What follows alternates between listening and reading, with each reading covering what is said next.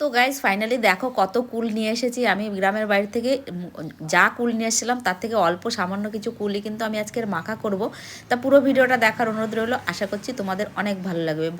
আমি ভাইয়ের বউ মিলে তো কুলটা পেড়েছি, ওদের কিছুটা দিয়ে এসেছি, আর আজকের আমি কুলটা মাখা করব। তার জন্য কুল নিয়ে এখন ভালো করে পরিষ্কার করে কুলটা প্রথমে ধুয়ে নিয়েছি। এইবার কিন্তু আমি বটির সাহায্যে এটা কেটে নেব। আমি কিন্তু এটা শিলনোড়াতে বাটা করছি না, এরকম পাতলা পাতলা স্লাইস করে সমস্ত কুলগুলো কেটে নেব। তারপরে আমি কিন্তু মাখা করব। আমার কিন্তু সমস্ত কুল কাটা রেডি হয়ে গেছে। আমি সঙ্গে কেটে নিয়েছি কিন্তু লঙ্কা। আমি জাস্ট লঙ্কা আর লবণ দিয়ে কুলটা মাখা করব। তোমরা অনেকে যারা পছন্দ করো এতে সর্ষের তেল দেয়, কেউ কাসুন্দি দেয়, কেউ আর কি ধনেপাতা দেয়। আমি জাস্ট আর কিছুই দেবো না, তাহলে আমার মনে হয় যে কুলের একটা ফ্লেভার আছে নিজস্ব, সেটা কিন্তু আর পাওয়া যায় না। তার জন্য আমি এই সমস্ত কিছুই দেবো না, শুধু লবণ আর লঙ্কা দিয়ে কুলটা মাখা করব। তাতেই যা টেস্ট হবে। আর কুলটা এমনি খেতেও অসাধারণ, যে গাছের কুল। তাই চলো, কুলগুলো কিন্তু আমি সুন্দর করে মাখিয়ে নিয়েছি। এই কুলগুলো কিন্তু অল্প সামান্য রস বেরিয়েছে, এগুলো কিন্তু সেই নেলা নেলা বা স্যাঁতস্যাঁতে টাইপের হবে না।